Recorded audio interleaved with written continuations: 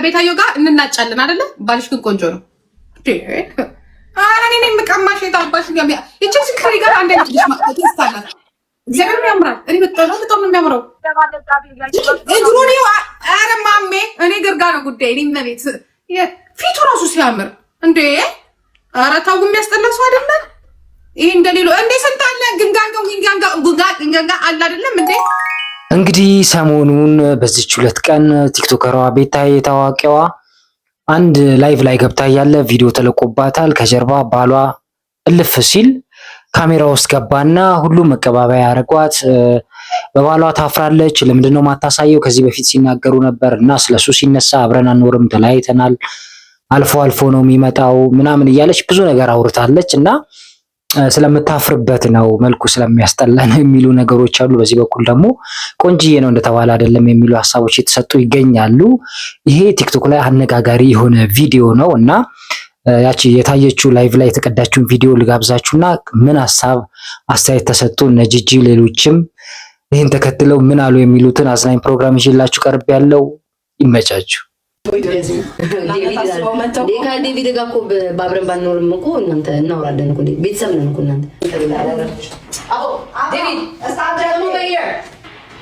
ወደዛ ሂድ እያለችው ነው። ክውን ያለችው እንግዲህ በአጋጣሚ የገባ ቪዲዮ ነው። አላሰባችም፣ አልተዘጋጀችበትም ነበር እና ከዚህ ቪዲዮ በኋላ ነው የቤታዮ ባል ታየ ጥቁር ነው ናይጄሪያዊ ነው ምናምን የሚሉ ሀሳቦች የተቀባበሉ ነው። ብዙ ሰው ሀሳብ እየሰጠበት ይገኛል። ምክንያቱም ባሏን በግልጽ ከዚህ በፊት ስለማታሳይ ስለ ባሏ ትንሽ አውርታ ስለምታልፍ ነው አነጋጋሪ የሆነበት ምክንያት። ጂጂ እንግዲህ ወሬ አያመልጣትም። ብቻዋን ስትሆን ሌላ ሀሳብ ትሰጣለች፣ ከላይቭ ላይ ስትሆን ደግሞ የምትናገረው ሌላ ነው። ብቻዋን ስትሆን የሰጠችውን ሀሳብ እስቲ እንመልከትና ቀጣይ ያለችውን ደግሞ እንሰማለን። ቤታየውን ባላየሁት እኮ ቆንጆዬ ልጅ ነው። ግን ለምንድን ነው ግን የምታሸው? የኔ እናት ለምንድን ነው የእናንተን አፈርታ ነው? ኦ ማይ ጋድ እናንተ እኮ በጣም ከባድ ሰዎች ናቸው። ግን እኔ ግን እንደዚህ አይነት ባሌ ምንም የሚሆን ግን እኔ አወጣዋለሁ። ባሌ አይደለም እንዴ? የሆነ አሽሙር ነገር ይመስላል አይደል? የእናንተን አፈርታለች ለምንድን ነው ማታወጣው? ቆንጂዬ ነው ምናምን በአሽሙር መልክ ነው የገለጸችው። ቀጣይ ደግሞ ላይቭ ላይ ገብታ ግን በጣም ያምራል እግሩ ምናምን እያለች ቪዲዮውን እያሳየች የሆነ ሀሳብ ስትሰጥ ነበር። ያ ቪዲዮ እስቲ እንመልከተው። ያሳየን ይልሻል እግሩ አንቺ ሙጃ ነይ እግሩን ይኸው። ምን አባሽ እግሩ ጋር ነው ጉዳያችን። ነይ እግሩን ይኸው፣ ነይ እግሩ ጋር ይኸው። እዚህ ጋር እንዴት እንደሚያምር እግር ወዳለው ነው የምትለው። ለምን ሲንሰቀሰቁ አያድሩም? ኢትስ ፍሪ ኦፒኒየን ነው። አይ ላይክ ዲስ ጋይ። ከዛ ላይ አለባበሱ አሁን የኛ ወንድ ቢሆን እንደዚህ ልበስ ብትዩ እግሩ ቀጥ ነው። እኔ እንደዚህ አይነት ወንድ ነው የምወደው። አይ ስዌር ዩት ሉክ አት ያው የአበሻ እግር እንደምታውቁት ሁላችንም ቀጭን ነው የአበሻ ወንድ እግር። ለዛ ነው የብላኮች ደግሞ ግብዳ ነው። ጂጂ ይመቸኛል እያለች ነው እግሩ ራሱ። አንቺ ሙጫ አትፈሪበት። አይስወር የሚያምር ልጅ ነው ደግሞ እግዚአብሔር ግልጽ ነው ያደርገው። ወንዳ ወንድ ነው አይደል? ጉዳዩ ሌላ ነው ያስታውቃል። ቀላል ሙዳት ይማኝ ማሜ እግዚአብሔር ምስክሬ ነው። እኔ እንደዚህ አይነት ወንድ ነው የምወደው። ነገራችን እሱና ከሆዴ ማን ነው የሚበልጠው? በምን ወዴት ነው የምትሄጂው? ሴትዮ ወዴት ነው የምትሄጂው? አንድ አይነት ናቸው።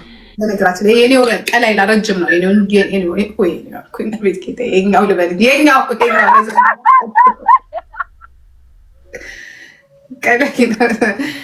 ጂጂ በጣም ቀለኛ ናት። እንግዲህ ብዙም አልተቻታትም። ቤታየውን ቀለል አድርጋ አሪፍ ነው ቆንጂዬ ነው እንደውም እሷ እያበረታታች የምትገኘው። ቀጣይ ደግሞ ቲክቶክ ላይ በሁሉም ሀሳብ የምትሰጥ አንድ ሴት አለች። በእኔ በኩል ሁሉ ነገር የሚያልፈው የምትል ስለ ቤታዮ ባል የተናገረችውን ሰምተን ፕሮግራማችን እናበቃለን። ላይክ ሰብስክራይብ አድርጎ ኮመንት ስጡበት። ይመቻችሁ። ፍሪ ዴቪድ አንድ ነገር ልንገራችሁ።